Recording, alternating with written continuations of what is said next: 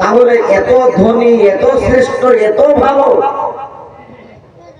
খাদিজা কিন্তু দেখতে যে বিশ্ব সুন্দরী ছিল তা কিন্তু নয়। আমার নবীজির সাথে খাদিজার বিবাহ হওয়ার পূর্বে আরো 2 জায়গায় খাদিজার বিয়ে হয়েছিল। আমার নবীজির সাথে খাদিজার 3য় নম্বর বিবাহ। আজকের আলোচনা যারা শুনবেন না তারা প্রস্তাবে নিন। আমি অনুরোধ করছি সবাই বসুন ইনশাআল্লাহ।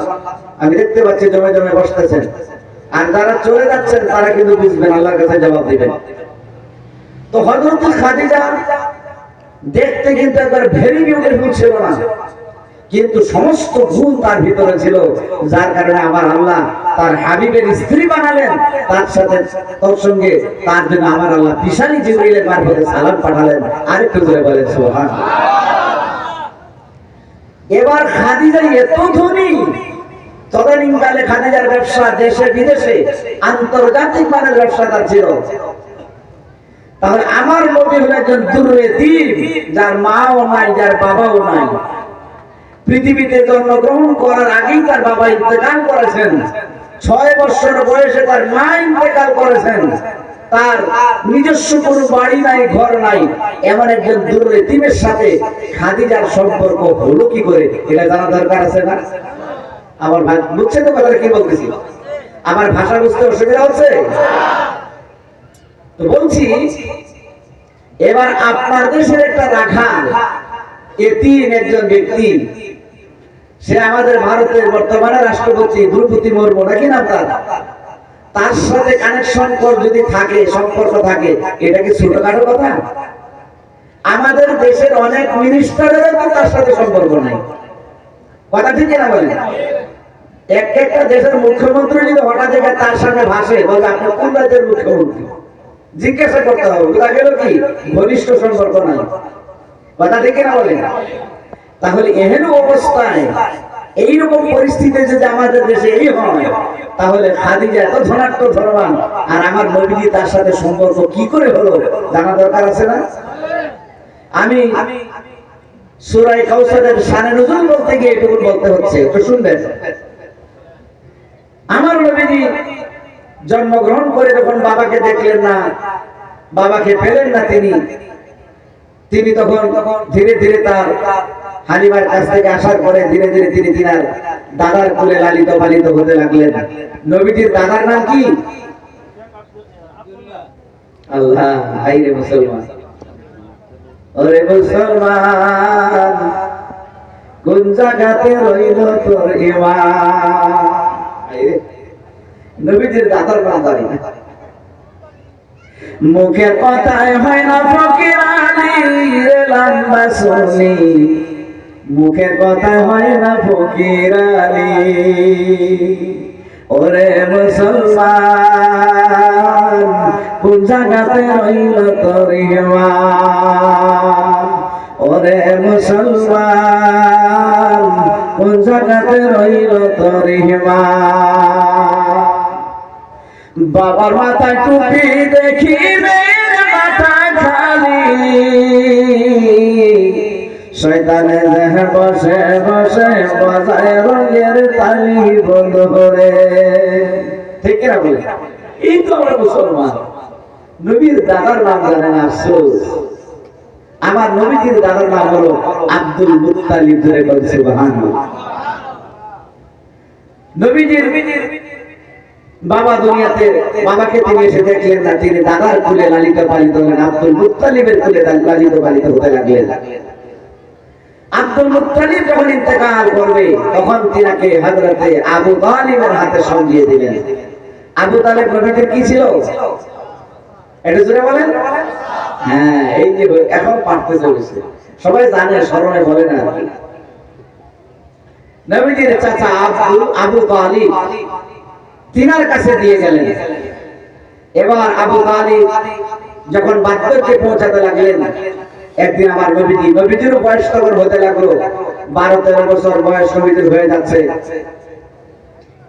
তখন নবীজিকে একদিন বলছে, ভাতিজা, একদিন হয়তো আমি তোমার কাছে থাকবো না। তোমার বাড়ি নাই, ঘর নাই, তোমার টাকা নাই, পয়সা নাই, তোমার বাবা নাই, তোমার মা নাই, তুমি কি করে চলবে? তো তুমি একটা কাজ করো, তোমাকে কোথাও একটা কাজের ব্যবস্থা করে দিই যাতে ভবিষ্যৎ তোমার চলতে সুবিধা হয়। আমার নবীজি বলেন হ্যাঁ ঠিক কথা বলেছেন, করে দেন। নবীজির চাচা বলেন তাহলে কোথায় কাজের ব্যবস্থা করে দেই?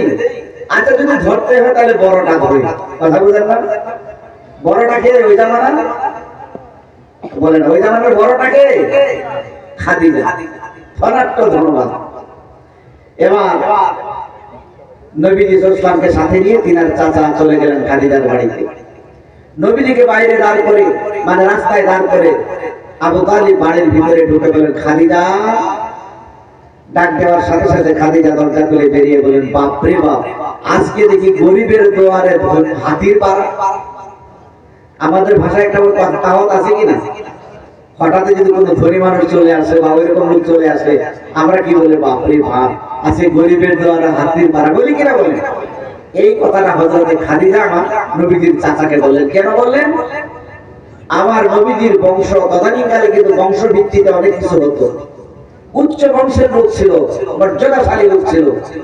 এই জন্য আবু তালিবকে দেখে খাদিজা এই কথা বলেন। বলার পরে বলতেছে কি ব্যাপার, কি উদ্দেশ্য আসছেন, কি সমাচার? বসেন। বসালেন, খাবার দিলেন, যাই খাবার খেয়ে খেতে দিলেন। তারপরে বললেন যে কি ব্যাপার, কেন আসছেন? বলে আসছি মানে আপনার বাড়িতে কি কোনো কাজের ব্যবস্থা হবে? তো বলতেছে কাজের ব্যবস্থা কার জন্য? বলছে যে আপনি চিনবেন না। নবীজির চাচা আবু তালিব খাদিজাকে বলছে আপনি চিনবেন না। খারাপ লাগতেছে আলোচনা? তো বললেন আপনি চিনবেন না। খাদিজা বলতে কি কে এসে? বলতেছে আমার ভাতিজা আল আমিন। খাদিজা ডাক দিয়ে বলে আল আমিনকে চিনে না মক্কা মদিনা এমন কোন লোক নাই। জোরে কান সুবহানাল্লাহ। কথাটা বুঝতে পারছেন? কথাটা ওয়েট কত? আপনার দেশের একটা রাখালের ব্যাপারে যদি ভারতের রাষ্ট্রপতি বলে যে আমি ওকে ভালো মতো চিনি, তাহলে বলুন তো ব্যাপারটা কোথায় দাঁড়াতে পারে? তাহলে বোঝা গেল আমার নবী এত সুন্দর চরিত্রের আধান ছিলেন। ছোট্ট কাল থেকে তার পরিচিতি, তার পরিধি, তার প্রজ্ঞা, তার মেধা, তার ব্যবহার, তার আদর্শ দিয়ে তদানীকালে সমস্ত মানুষের অন্তর জয় করে ফেলেছিল। একটু জোরে বলেন সুবহানাল্লাহ। ভাই বক্স আমার দিকে দেন, আমি বুঝতেছি না, আমার কান খালি, এখন কানে ধাক্কা লাগতেছে না। যদি আলোচনা শুনতে চান অনুরোধ করছি, প্লিজ মাইন্ড করবেন না। জি আমার কানে ধাক্কা লাগতে হবে, আমার দিকে দেখো দেখি। আর একটু এই ঠিক আছে। এখানে নেওয়া যাবে না বক্সটা, এইদিকে দেওয়ার জন্য আসু ডাক দেবে নাকি? জি একটু সেটিং করে নিচ্ছি। মাশাআল্লাহ মাশাআল্লাহ মাশাআল্লাহ মাশাআল্লাহ। এদিকে আমার হুজুর সাহেবের কষ্ট হবে না তো? একটু হোক আর কি করা যাবে না, দেন ইনশাআল্লাহ। মাশাআল্লাহ আমার কানে এই পেয়েছিল তো মাইক্রোফোন সব আলহামদুলিল্লাহ। এই দিকে চাইছিলাম আমার কানে মধ্যে কোরআন দিয়ে কিছুদিন মায়ের দেওয়া খাই দেন দেখেন। মাশাআল্লাহ একটু জোরে বলেন আলহামদুলিল্লাহ। আর একটু জোরে আলহামদুলিল্লাহ। মাশাআল্লাহ ঠিক আছে। এবার হযরতে খাদিজাতুল কুবরা বলতেছেন যে আল আমিনকে চেনে না মক্কা মদিনা এমন কোনো লোক নাই। তো বলতেছে তাহলে আপনার ভাতিজাকে যখন কাজে দিবেন আপনার ভাতিজার লেখাপড়া? তো নবীজির চাচা আবু তালিব বলতেছে আমার ভাতিজার তো লেখাপড়া নাই, তিনি লিখতেও জানেন না পড়তেও জানেন না, কারণ কোন স্কুল কলেজে তো আল আমিন পড়ে নাই। এবার খাদিজা বলছে আল আমিনের যদি লেখাপড়া নাই তাহলে তো বড় কোনো কাজে দেওয়া যাচ্ছে না, তবে লেখাপড়া না থাকলেও করার মতো একটা কাজ আছে, সেটা হলো আমার বাড়িতে ছাগলের রাখালগিরি কাজটা আছে, এটা কি আপনার ভাতিজা করবে? নবীজির চাচা বললেন এটা কি শ্বশুর বাড়ির বাইক নাকি? নিশ্চয়ই হবে, ওর নিজের টাকার কেনা হলে এরকম করতে হয় বদমাইশটা। বাবা মা একটা সন্তানকে কত কষ্ট করে লালন পালন করে, আর দেখেন না তার অবস্থা। বন্ধুগণ আমার একটু লক্ষ্য করে। এবার নবীজির চাচা আবু তালিব বলছেন যে আপনি একটু দাঁড়ান, আমি আমার ভাতিজাকে জিজ্ঞাসা করে আসি সে কি রাখালের কাজ করবে কি করবে না। এবার নবীজির চাচা চলে গেল। ডাক দিয়া বলেন ভাতিজা, ও ভাতিজা তোমার তো লেখাপড়া নাই,